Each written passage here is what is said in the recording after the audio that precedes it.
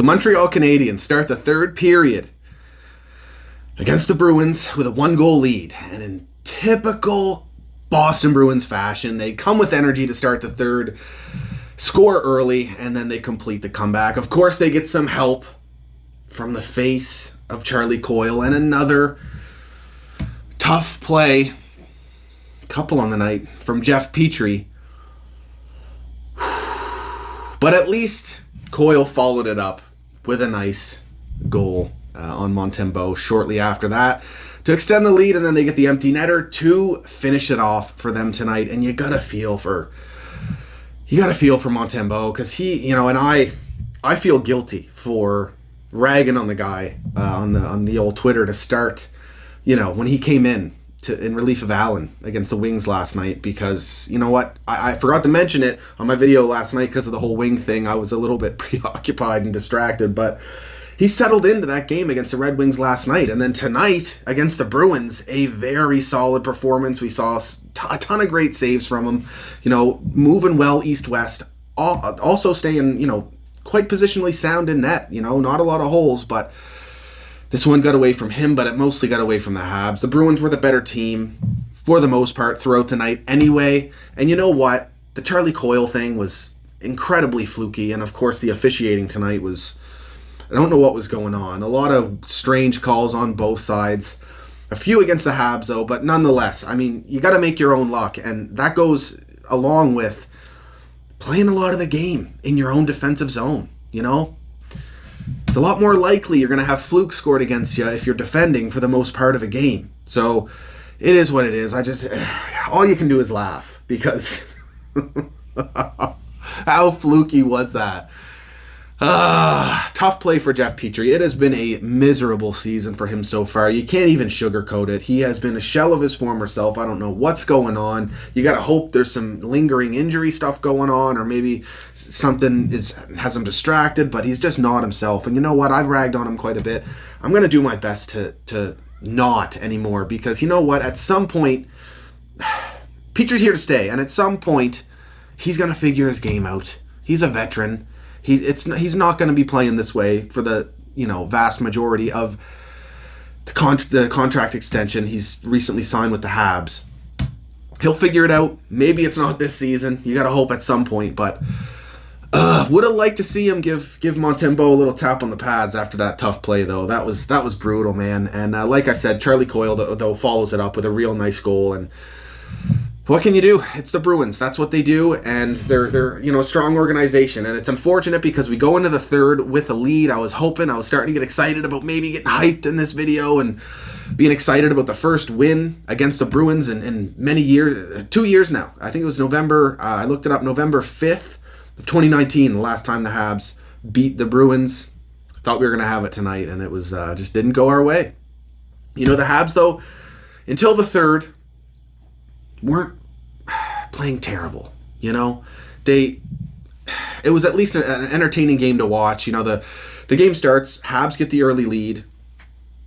It's Armia with the just piss missile, the snipe, coming in on an odd man rush. He skated it into the perfect position and then just wired it past Jeremy Swayman. You love to see that, his first goal on the season. Monkey off the back for him. Hopefully that means good things to come, but as we've all seen, offensive inconsistency is kind of the norm for Yoel Armia. I've been, hopeful that the guy will, find his groove and stay in it, but, it is what it is. But then it's Charlie McAvoy who ties it up.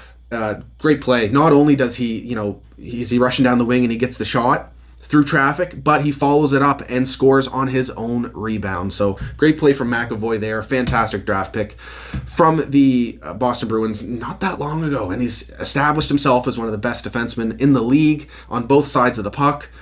And, he gets another one shortly after that. However, it's Montreal's fourth line. I'm loving the way they're playing, and I haven't talked about Alex Belzile much, but he looks good on that fourth line, and Michael Pezzetta continuing to bring the energy. He scores his first goal in his NHL career. Unfortunate, it is in a losing effort, but a very nice tip. I had to watch the replay a couple times to see where he tipped it, but it was in the high slot, and heads up play from Adam Brooks as well, shooting that puck from the point and getting it on net. But again, like I mentioned, McAvoy, he ends up tying it up. And this one, great seeing eye shot from the point. This was probably the only goal you could fault Montembeault on. He lost his net quite significantly here. Patrice Bergeron with a really, really good screen. And McAvoy essentially shoots on a empty net. The whole right side was open for him, and he did not make a mistake there. And speaking of Patrice Bergeron, this was a rare night where he got brutalized in the faceoff dot. That may be one key for the Habs tonight. And Bergeron is one of the best in the league, if not the best, in the faceoff dot. Both Dvorak and Suzuki have a fantastic night there. You gotta love it. Especially when you're going up against a Hall of Famer in that aspect, in general, but especially in that aspect of the game. He's owned the dot for a long, long time. So it's a 2-2 tie at that point. We then see the Charlie Coyle goal off the face, and the nice one where he comes in off the wing and just and sneaks it short side on Montembeault. You could argue maybe he lost his post there, but it is what it is. It's a skill play. And Charlie Coyle, Montreal was pursuing him for many years when he was in Minnesota. Bergevin had his eyes on him. As soon as I saw the Bruins picked him up, man, it's just like, oh. And he's just fit in perfectly there, and he's really helped, limit the impact of the departure of David Krejci, who has been a huge piece for the Boston Bruins for many years. And currently in their, I think they're 8-5 now. They're not the typical powerhouse Bruins we've seen in the last few years. There's plenty of time to make that up. And Coyle could be a big piece of that. And, of course, the first line as well, because Bergeron and Marchand are... When are these guys going to decline? Like, please, can they just take a step back and let the other teams take over at some point? I mean, Jesus, both future Hall of Famers. Bergeron, I believe, is on a career-high pace in terms of his offense right now. And as much as I hate to say it, a lot of Habs fans are going to kill me for this, but, he's the local guy, Brad Marchand. I, myself, held a lot of disdain for him for many years. Severe disdain, despite him being the hometown guy.